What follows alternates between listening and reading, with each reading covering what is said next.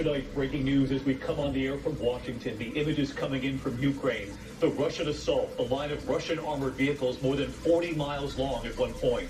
And President Biden now about to deliver his first State of the Union to the nation. Tonight, the horrific new images posted online showing a tank firing into a building north of Kyiv. Not far from there, video posted online capturing a missile targeting the main TV and radio tower in Ukraine's capital. That tower near a Holocaust memorial where more than 33,000 Jews were killed by Nazis 80 years ago. At least 6 people killed in the bombing of a government building in Kharkiv. A Russian missile landing in an apartment kitchen. It did not go off. Civilians coming under fire. Ukrainian officials say more than 350 people have been killed, 1,600 injuries. Ukraine's President Zelensky tonight accusing Russia of war crimes. A senior U.S. official telling ABC News they fear the Russians will crush Ukraine in order to win. But tonight, that Russian military convoy appearing to struggle to make it to Kyiv. A senior U.S. defense official saying this evening some of the Russians running low on fuel, supplies, and food. President Biden speaking with President Zelensky. Ian Panel live from Kyiv tonight. Martha Raddatz with late reporting from her sources at the Pentagon. Powerful new images tonight of the heartbreaking refugee crisis, the mass exodus from Ukraine. The UN now estimating nearly 700,000 people have fled across neighboring borders. And the UN now warns the refugee crisis could grow to 4 million people in just months. The eyes of the world on Russian President Vladimir Putin tonight. Radio and TV stations in Moscow critical of the Russian government, threatened with being taken down, accused of reporting deliberately false information. Russia now aiming to make state TV the only source of Russian language reporting. And tonight, the value of the ruble. Where does it stand? James Longman from Moscow. In Washington on this Tuesday evening, we are here tonight for President Biden's State of the Union address. Just a short time from now, the nation and the world will be watching. We know the president has been reshaping his speech in recent days to reflect what the world is witnessing unfold. Russia's invasion of Ukraine, this unprovoked war. And tonight, the stunning images coming in from Ukraine. The Ukrainian government reporting at least 350 people have been killed, more than 1,600 injured, and they fear the true number could be much higher. And that senior U.S. official tonight telling ABC News that the Russians are not about to retreat, that, quote, the Russians will crush Ukraine in order to win. Tonight, surveillance video of the missile strike at a government building in Kharkiv's central Freedom Square. The scene of destruction inside, crews searching through the rubble. At least 6 people were killed. And in Kyiv, an airstrike hitting the city's main radio and TV tower right near that city's Holocaust memorial. Video on social media showing people nearby watching the smoke, and then that other missile hits. And images tonight circulating online showing a Russian tank in a quiet neighborhood north of Kyiv firing at a building. A camera capturing the moment nearly comes right at them. While to the city of Kherson now in the south, social media images showing Russian troops on patrol near the train station. The outmanned and outgunned Ukrainians still standing ready to fight. Ukraine's embattled President Zelensky speaking with reporters today, saying it's important to stop the bombing before sitting down to negotiate.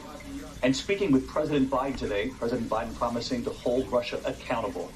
And tonight, the emergency unfolding on Ukraine's borders. Nearly 700,000 refugees now, so many of them mothers and their children fleeing. ABC senior foreign correspondent Ian Panel leading us off tonight from Kyiv. This is the onslaught Ukrainians are facing tonight. A tank firing into a building in a town north of Kyiv.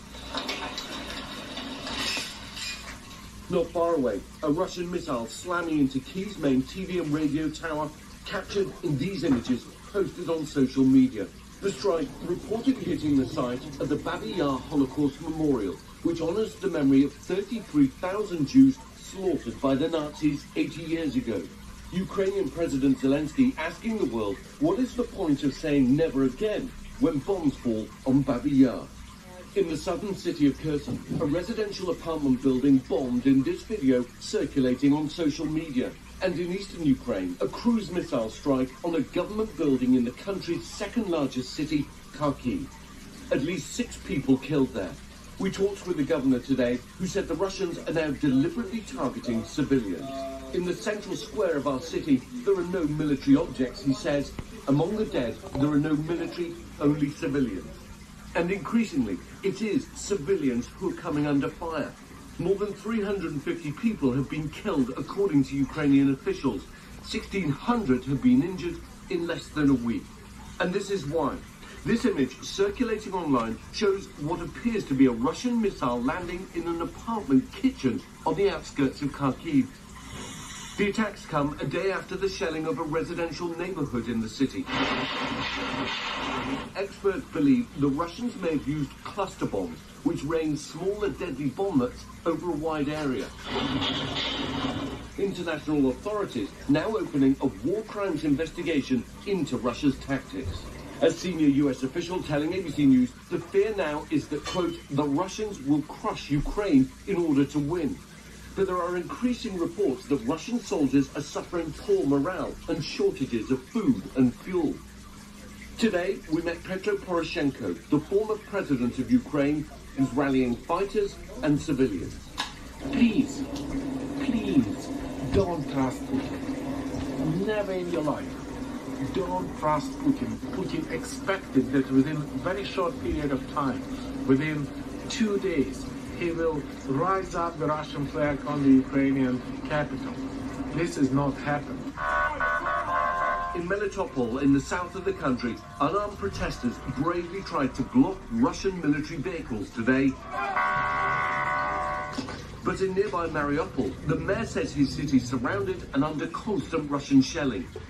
And in an ominous sign, a Russian military convoy that at one point stretched 40 miles long is now winding its way closer to the capital. Okay. Ukrainian fighters and citizen soldiers say they're ready to meet the superior Russian firepower head-on, as we saw today at this territorial defense base in Kyiv.